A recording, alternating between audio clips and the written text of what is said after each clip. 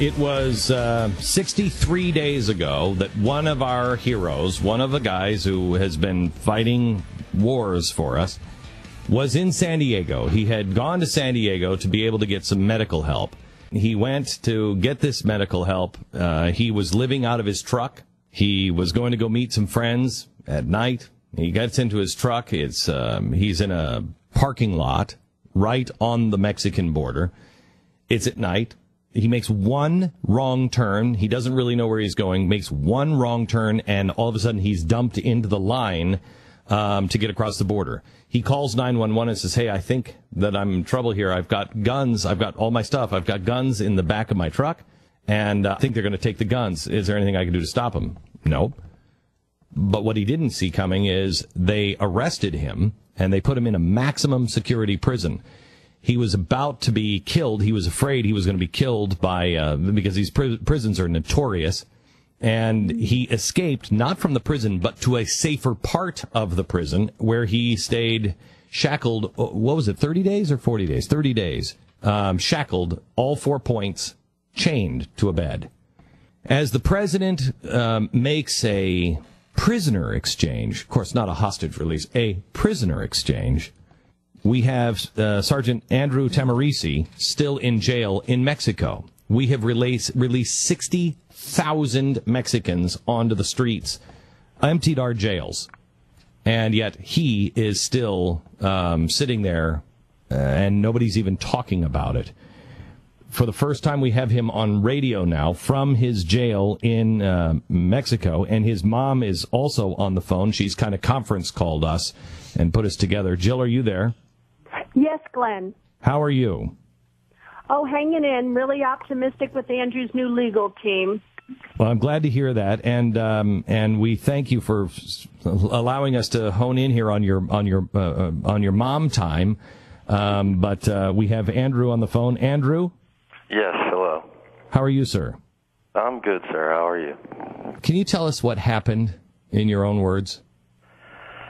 Yes. In my own words, I was spending the day in Mexico, and I was hanging out, having some good food, and walking around, and I was thinking about staying the night in Mexico. I got a hotel in Mexico, and decided that it wasn't a very nice hotel. It was dark and a little dirty, so I decided to go back to San Diego and be back with my friends because I was missing my friends.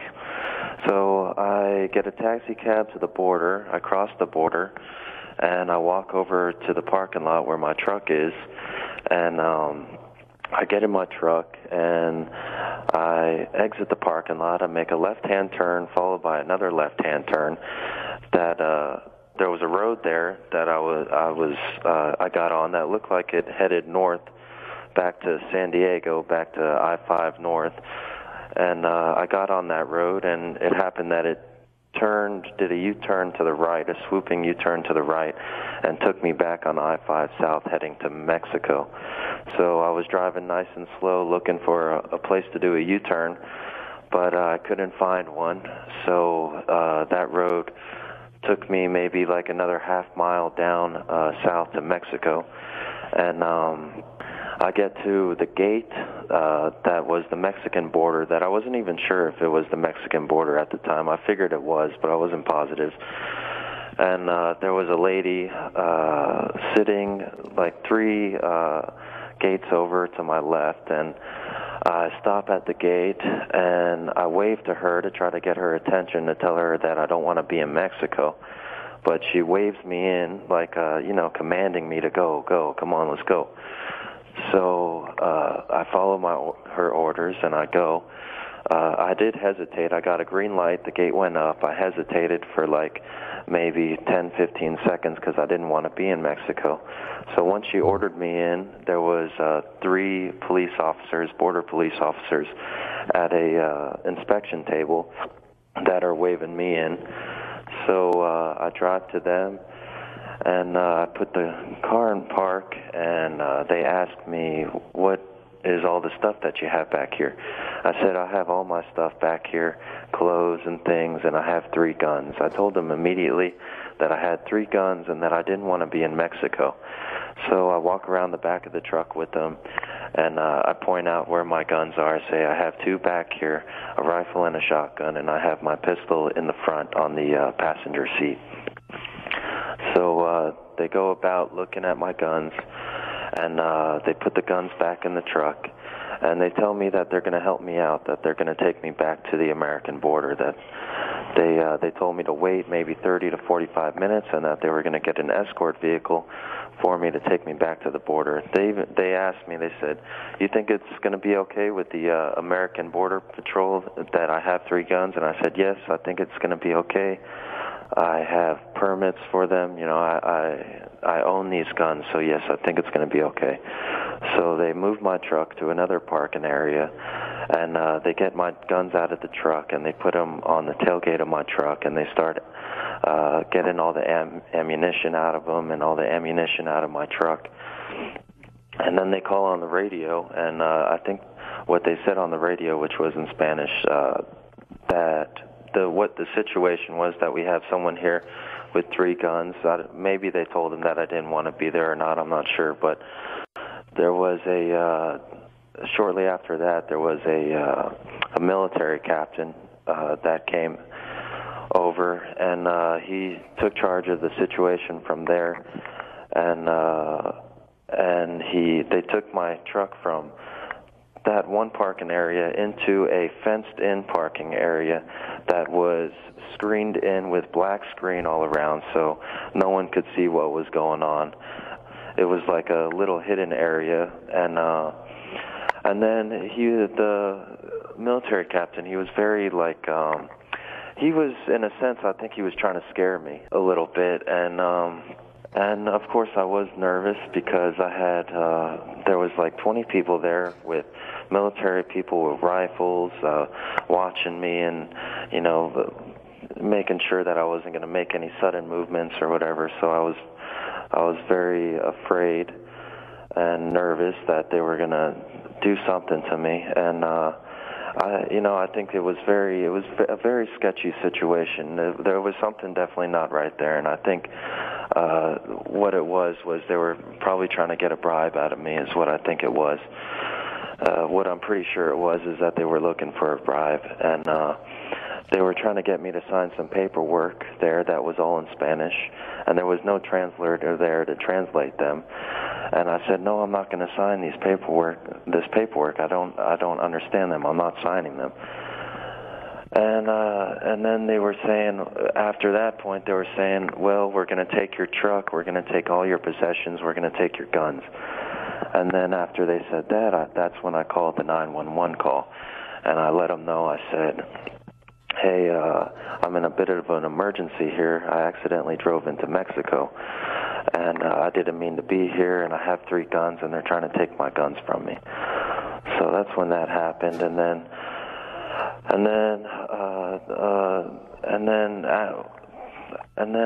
I was just more nervous, and I decided, I'll sign the paperwork, because maybe that'll hopefully get me out of here. Hopefully that'll give them what they want, and I could get out of here. And the lady who was translating, who spoke broken English, she said that all the paperwork said was that I was in Mexico with 3 guns. I said, okay, well, that's the truth, so I'll go ahead and I'll sign these papers.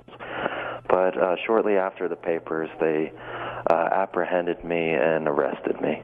What did the papers say?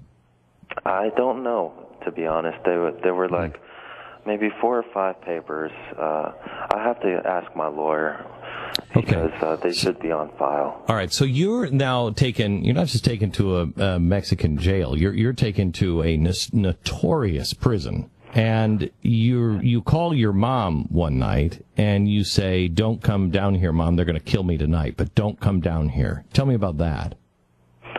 Yes, it was. Well, first they took me to another prison for like 2 days, and then from that prison they took me to the La Mesa, which is the notorious one, and I was put in a small cell that was meant for 6 people. there was about 15 to 20 people in there, and there was all kinds of bad criminals in there. There was murderers in there, and kidnappers and drug dealers, and all these people. And there I was, someone who's not a criminal, never done a crime before, never been in prison. I was nervous, and they seen that I was nervous and that I was a little, worried. And I think, I don't know what their train of thought was, but they threatened me. They threatened to rape me. They threatened to kill me. And I was very fearful. I was fearful to the point where my heart was pounding, and I couldn't have got a single word out if I had to yell for help. And I needed to get out of there was what I was thinking. I need to get out of there because if I go back in that cell, then I'm going to get raped and killed, and I'm not going to see tomorrow. So it was nighttime, around 8 o'clock at night, and it was time to make our daily phone calls. So I go outside. I say, okay, this is my chance to get away. And I call my mom, and I tell her, hey, Mom, it's a possibility that these people in here, I told her there's a possibility that I'm not gonna make it out of here alive, and that you don't promise me not to go after anyone if this happens to me, because I don't want them to come after you guys. So I asked my mom to pray for me over the phone, and she prayed for me, which gave me strength, and I was no longer fearful. And then I made my move, and I attempted to escape. Really, I wasn't even, I was thinking, okay, if I get out of the prison, that will be nice, but I just want to get out of that cell. So there was a cage right next to where I was making the phone calls. Do you want me to go into the details of my escape, or? No, you can, just a little bit. I just want to know, you didn't try to escape the prison. You just tried to escape into a safer area. I was just trying to get away, as far away as I could. Okay. At the point. And then they captured you? Yeah, after I was shot by a lady on post, not shot, I'm sorry, I was shot at by a lady on post. I surrendered. I got on the ground with my hands behind my head, and surrendered. Right. And then they chained you to a bed for over 30 days. Yeah, after that, I got punished physically for maybe like 20 minutes to 30 minutes. And then after that, I was stripped naked, and I was handcuffed, both my legs and my hands, around the post of a bunk bed there. And I was there for maybe 12 hours or maybe 10 hours overnight, shivering in the cold, naked. And then the next day, they take me to another little cell by myself, and they cuff one of my legs to one wall, and then they cuff my arm to the opposite wall and about maybe 2 feet above my head. So I was there with my hand dangling above my head with no circulation going to my or very minimum circulation going to my fingers, there for about maybe, I think it was maybe 24 hours with no food, no water. And then they take me off of the handcuffs, and I was afraid that the prisoners were still going to come and get me, and that they were talking to the police officers, and that the police officers were going to come and get me and torture me and get information about my family. So I said, I'm not going to let them do that. So there was a light bulb on the ceiling, and I took this light bulb and I broke it, and I stabbed myself in the neck because I said, I'm not going to let them take my life. I'm going to take my own life. That was my train of thought then. And I was there on my knees praying with blood pouring out of my neck. I puddled on the floor, and thankfully, thank God, the prisoners were outside of the door, and I think they heard the smash of the light bulb. And they came in, and I blacked out from there. And then I remember waking up on a bed in a room in the prison with IVs in my arms. with the doctor saying, Andrew, come on, Andrew, trying to get me to wake up again. And thankfully I woke up again, and they took me in an ambulance to a hospital where they stitched me up, and then they took me back to the infirmary, the hospital in the prison, and then that's when they handcuffed all 4 of my limbs to the bed for a month. So, Andrew, I have to take a quick break, but then when we come back, I want to make sure one more time that you weren't there trying to do anything nefarious, and then I want to get your reaction to the way nobody in this administration, the Pentagon, nobody seems to care about this. While we are dumping 60,000 illegals onto the streets from our prisons, they won't even pick up the phone about you.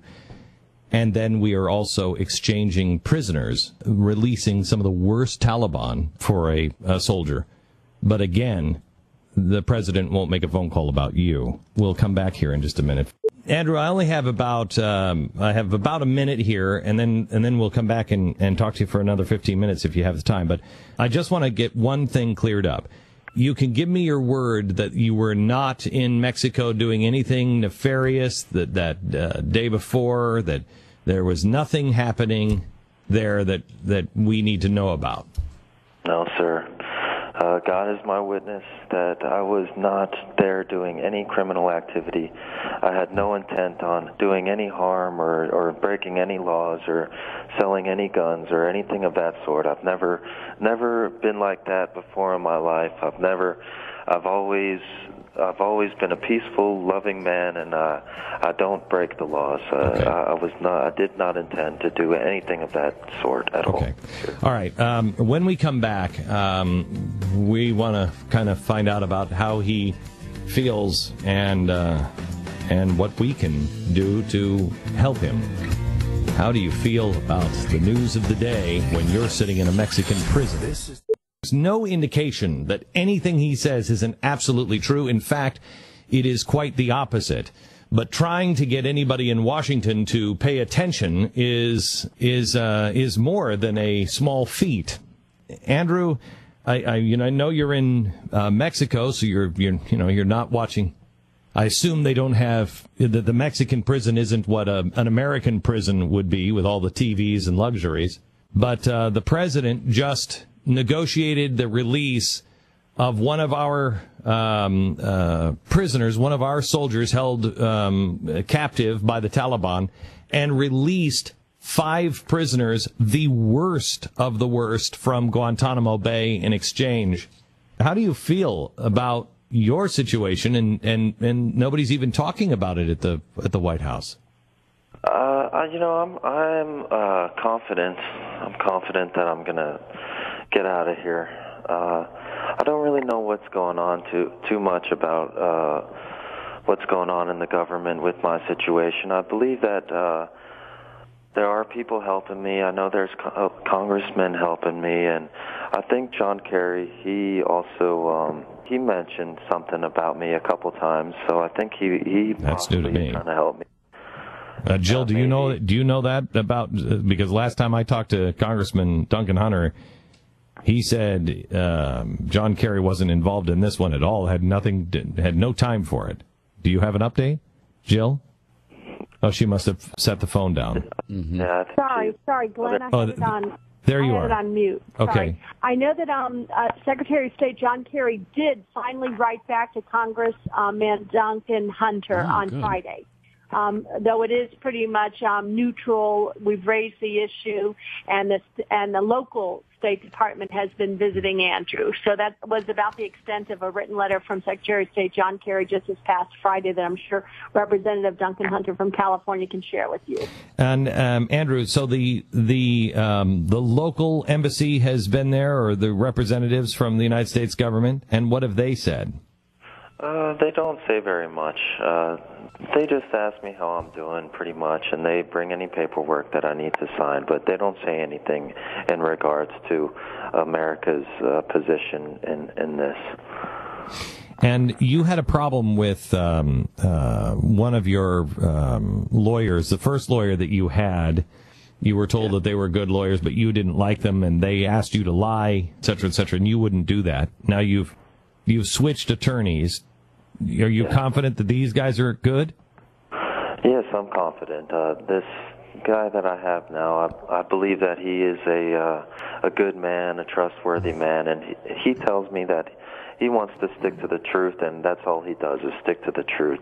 And I could tell that he's a good man and that he really wants to help me, so I'm happy. And how do you feel about sticking to the truth? I mean, I know that's what you'll do, but how do you feel about that? Because, I mean, Mexico is not known for, it's a clean judicial system. Mm-hmm. Yes, I'm very happy about that. From the beginning, when I first met my old two lawyers, it was the second day that I was in prison that I met them, and I was nervous and scared, and they told me, they said, look, if you want to get out of prison, you got to say this. And they made me more fearful to get me to say that. So I said, okay, fine, I'll say it. And then the first court date, I went to court the first day, and I'm there with my old two lawyers, and they're saying the statement again. And I said, look, I don't want to say this statement. And he got in front of me and the secretary at the court and stared me with his big eyes, said, listen, you need to say this statement. And I was fearful, and I said, okay, I'll say it. But the whole time I always wanted to tell the truth, and I wasn't comfortable with the old lawyers, but I was told to stick with them, so I stuck with them, unfortunately. But now we're sticking with the truth and nothing but the truth. So I'm very happy about that, and I feel a lot more at ease and comfortable now because I don't lie. I'm not a good liar. I don't like to lie, and it just was making me feel very uncomfortable. So now I have a great weight off my shoulders, and it's good. Andrew, is there anything that we can do to help you? Is there anything that you need, or you're talking to, 10 million Americans now? Yes. Hello, America. What is it that we can do to help? I really don't know, sir. I think it's just a matter of time, just a matter of me going to court, and then I think they're going to realize that I'm not guilty, and I think it's going to move pretty quick from here, I hope. I know my case has been moving a lot faster than a lot of the other cases here because I believe that they just want this to all be over with, and I believe that they know that I'm not guilty. I think the judge could see that I'm not a guilty man and that I am a good man, and that I think he will let me go. So when does this happen, Andrew? When does your trial actually occur? I don't know yet. My last court date was on the 28th, and I had my old two lawyers there, and then my new lawyer, he was not there, so we had to postpone that court date, and then the judge said he will get back to me with when he schedules the new court dates. He's going to let me know, so they have not let me know just yet. But you have the impression that he's sympathetic to your plight? I think so.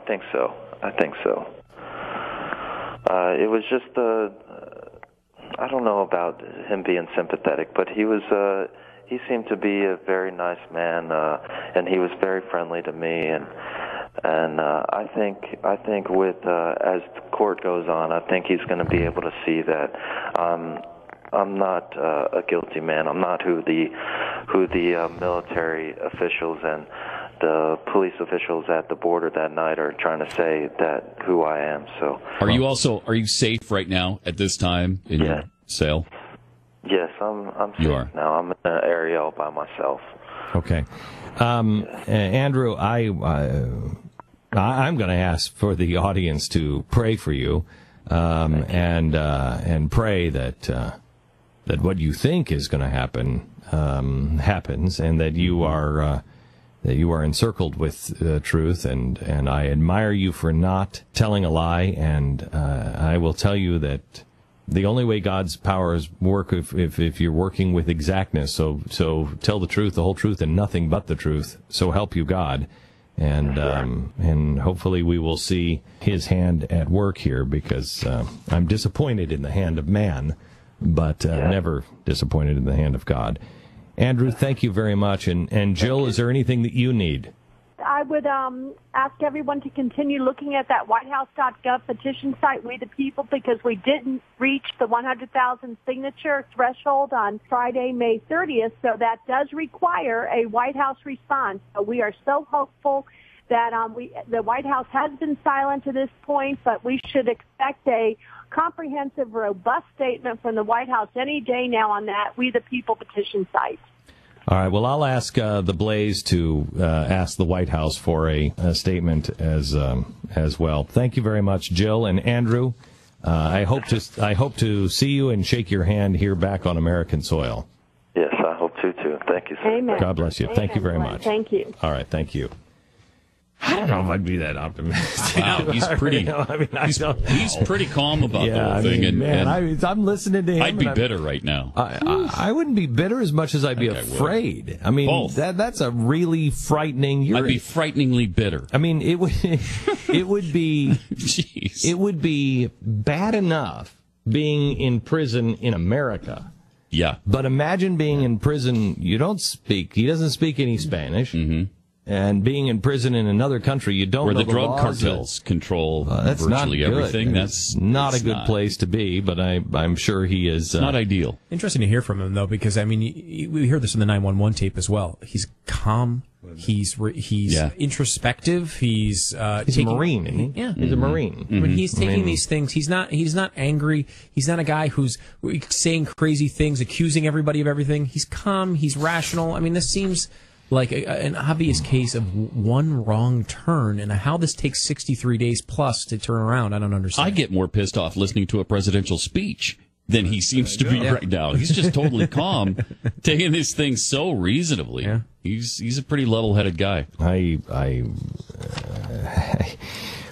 If I were the parent and I heard the news this weekend about what this president has done for another soldier, who, let's be honest, I am glad that I don't want any of our soldiers in the hands of any of our enemies. But let's be very clear. It appears as though this guy walked off the base knowing what he was doing.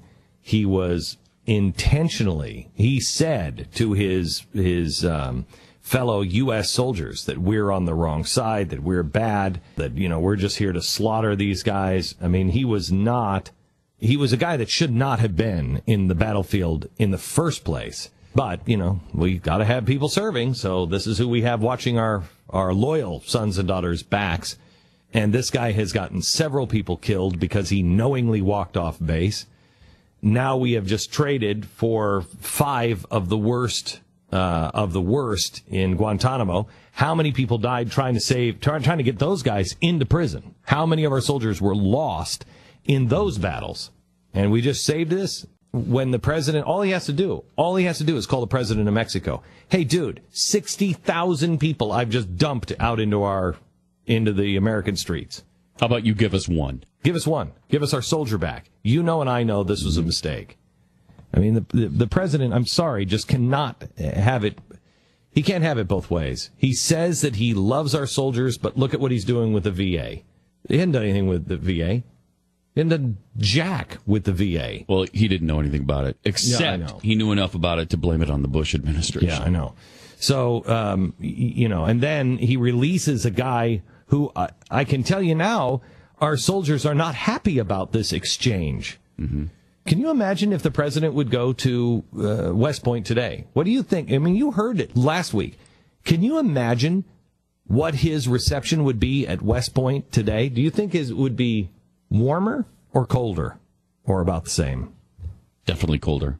And it was pretty cold last week. Ice cold. Yeah. I mean, there were times where it sounded like 30 people in a football stadium of about 20,000. It sounded like 30 people were applauding. I don't even know if you get those 30 people applauding today. I mean, ice cold, because the military is not excited about this exchange that the president has done.